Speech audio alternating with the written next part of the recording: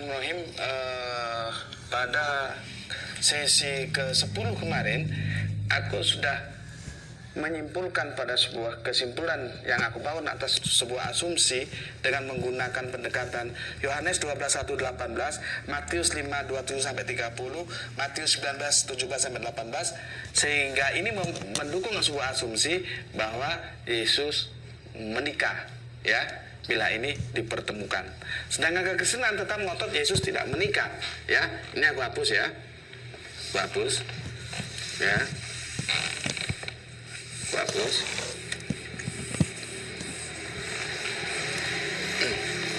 Sekarang kalau Kristen tetap ngotot, ya, atau begini. Ini sekarang menjadi sesi yang ke 11, ya. 11. Resiko yang ditanggung Kristen, resiko yang ditanggung Kristen bila Yesus tidak menikah. Ya, ada resikonya, gitu loh. Ya, nih. Jadi judul tajuk utama kita tetap Yesus lelaki normal, ya. Subtajuknya sekarang risiko yang ditanggung Kristen bila Yesus tidak menikah. Ya, ada nggak risikonya, begitu loh. Seperti kemarin yang sudah aku jelaskan, ya. Asumsinya itu dibangun, ya. Dibangun atas sorry, tadi aku sudah hapus, ya. Sebentar. Aku tadi kesusu hapus saja. Ini, ya. Yohanes 12:1-8, ya. Kemudian Matius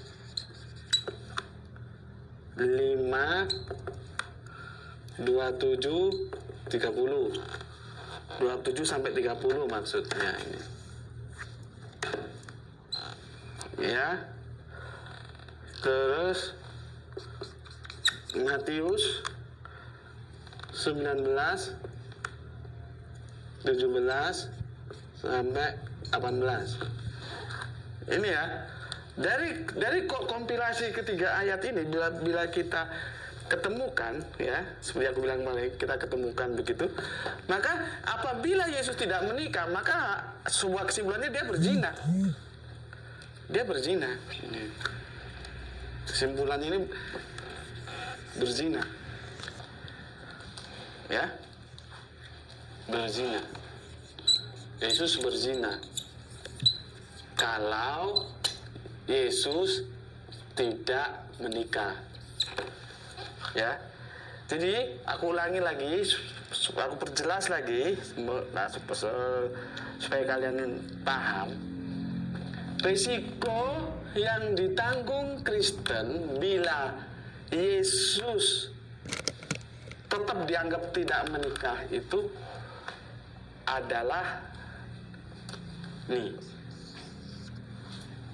Sebelum ke sini ketahui dulu. Maka pertama Yesus harus dinyatakan sebagai pezina. Dia berzina. Karena apa? Melihat saja sudah berzina, apalagi itu bersentuhan. Maka karena dia berzina, maka dia berdosa.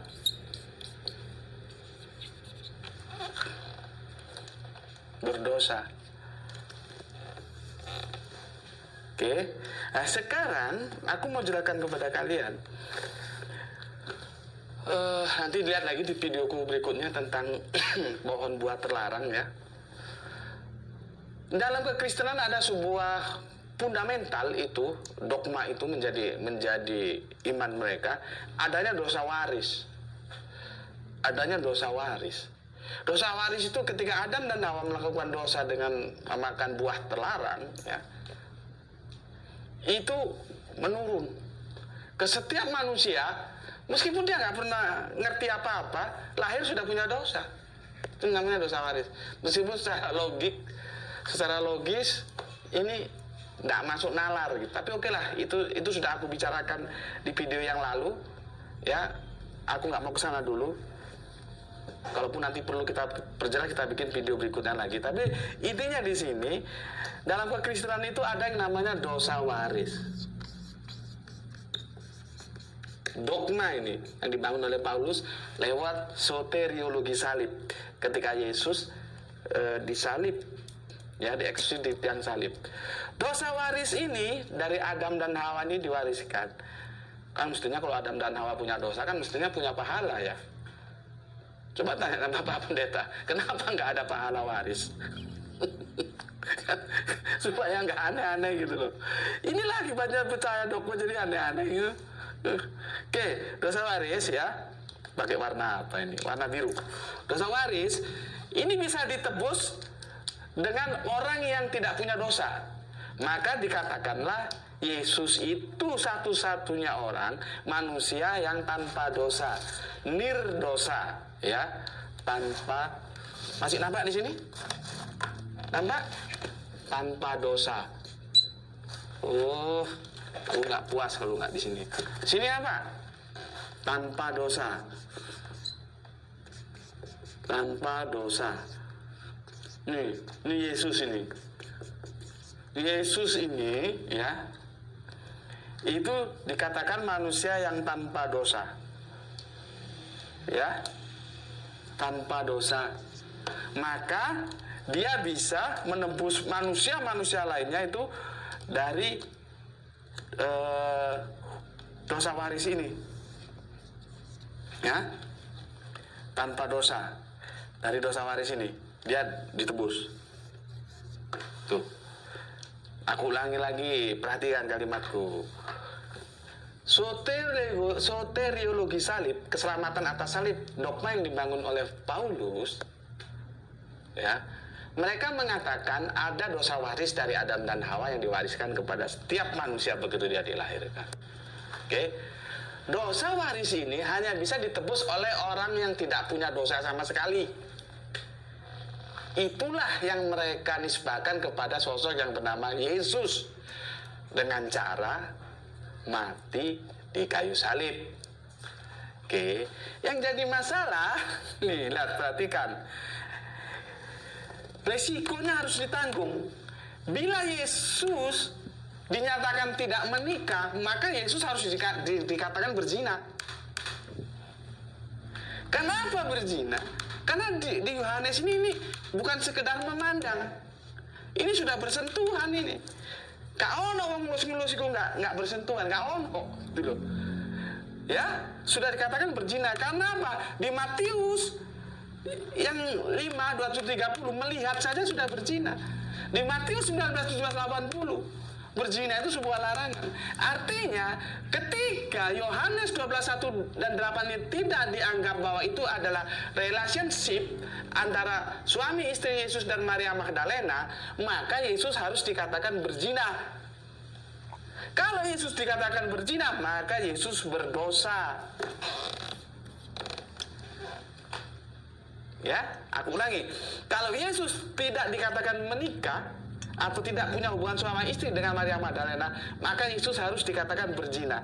Ketika Yesus berzina, maka Yesus berdosa. Karena Yesus berdosa, dia tidak bisa menebus dosa waris karena Yesus bukan yang manusia tanpa dosa. Itu risikonya.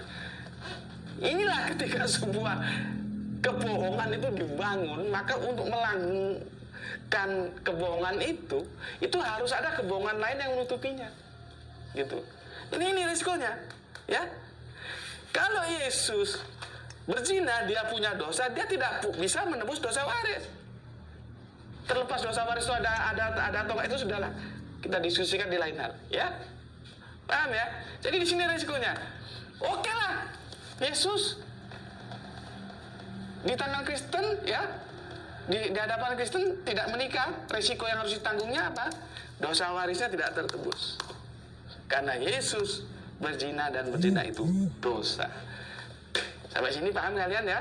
nanti kita bahas resiko yang ditanggung Kristen bila Yesus menikah. Ada lagi nanti. Karena apa? Itulah buktinya dogma ini akan selalu berbenturan.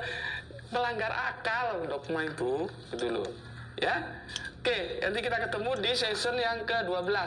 Apa risiko yang ditanggung Kristen bila Yesus menikah? Dan nanti juga akan, berarti ini nanti kita akan berhenti di ke-12. Apa yang ditanggung Islam bila Yesus menikah? Ada juga yang harus ditanggung. Makanya teman-teman Islam jangan hanya ngomong Yesus menikah aja, tapi kamu lalai dari risiko yang harus kamu tanggung gitu. Oke, ini kebetulan sudah masuk sholat asar ya. Kita cukupkan sampai sekian. Insya Allah besok 11 dan 12-nya ini 11 berarti 12 dan 13-nya, seri 12 dan 13 akan kita lanjutkan. Itu dari aku ya. Assalamualaikum warahmatullahi wabarakatuh.